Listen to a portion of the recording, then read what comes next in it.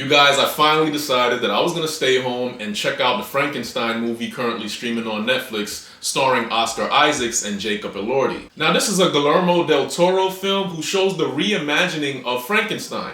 I'm not gonna lie to you, as a kid I always thought that Frankenstein was the name of the actual monster, but as I grew up and I learned that Frankenstein was the name of the creator of the monster, Victor Frankenstein, who's played here by Oscar Isaacs. Now there has been tons of adaptations and reimaginings of the Frankenstein movies, but this film does something a lot different yet similar and something that we're used to. There has been a lot of reimagining and different takes on Frankenstein's movie and his story.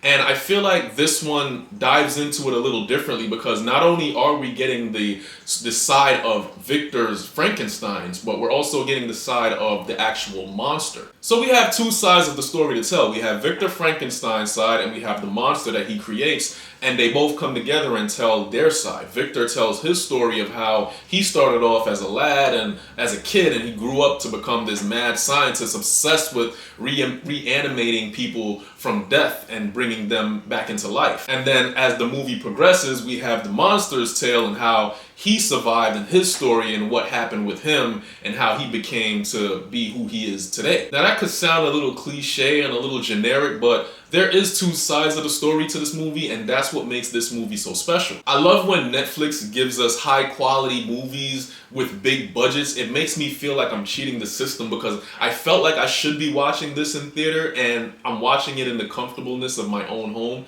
and I always love when I get that. Movies like this that make you feel like you're sitting in an actual IMAX theater, that brings you so much high quality with the vision, with the way it looks, as the way it's shot, to the sound, to the music, to the dialogue with the characters and everything that they're saying, and it's just an amazing movie. Oscar Isaac has been an amazing actor throughout his career. Most people is familiar with him from Ex Machina. I really started knowing him from the Moon Knight series. It wasn't until I watched Moon Knight then I went back and seen Ex Machina that I realized that Oscar Isaac was an amazing actor. Oscar Isaac does an amazing job as Victor Frankenstein. He plays this young boy who sees his mother, not survive a pregnancy, giving birth to his younger brother, William, and he shuns his father for it and feels like he can conquer death, and he sets out to do so. Now this movie tells the tale of man and monster, but then it makes you start to wonder who's really the monster here. Is it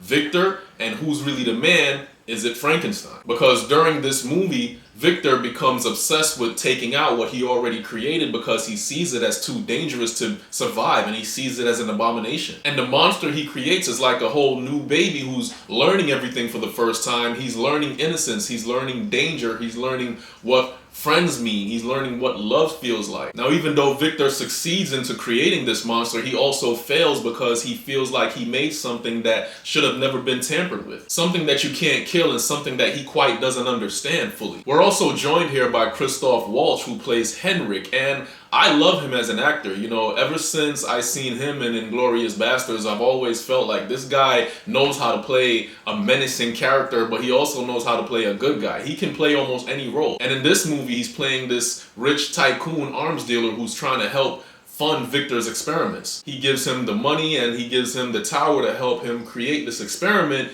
and eventually a lot goes wrong. Now with this movie, Guillermo has given us a masterpiece, and Oscar Isaac has done one of his best performances of the entire year. But I also gotta give credit to Jacob Elordi, who plays the monster that Frankenstein creates. He gives so much depth to this character. He gives emotion, he gives anger, he gives compassion, and it's like so many different emotions into one role that he played, and I feel like he deserves a lot of praise for this. This movie was great to watch. I enjoyed everything about this movie, and I feel like they did just a great job with this. And it was just great to know that I could just watch this from Netflix and I didn't have to actually go to the movies to see this, because I enjoyed this a lot. To be honest with you, I would have went to the movies even if it was in the movie. Frankenstein has always been a tale about why man should not try to play God, because that can backfire to you in big ways. It's sad because Victor losing his mother was the domino effect as to why he decided to play God and decided to try to cheat death, and he blamed his dad for this. And his dad being,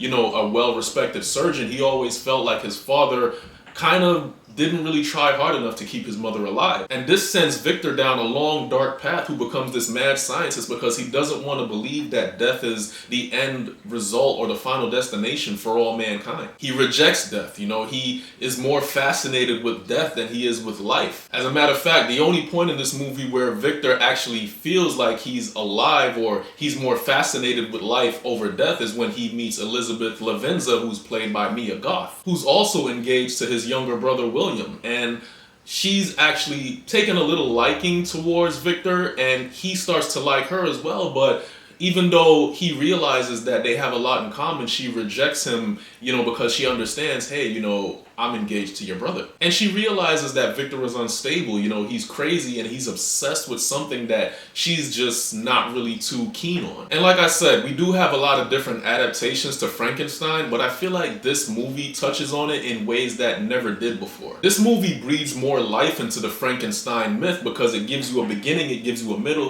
and it gives you an ending, and it starts from the professor, Victor, and it ends with the monster. And I love this movie. I loved what Guillermo del Toro did with this, and I love how he shot it. It was shot really well. You know, the cinematography was great. Everything about this movie just speaks peak cinema. So if you're not doing anything, go ahead and check out Frankenstein on Netflix, currently streaming right now. I guarantee you guys, you won't want to miss it. You will enjoy it. And if you already seen Frankenstein, let me know what you thought about it. Please leave a like and comment on this video because it'll help grow the channel. And once again, everybody, remember, it isn't cinema if it isn't absolute cinema. Till next time, I'm out.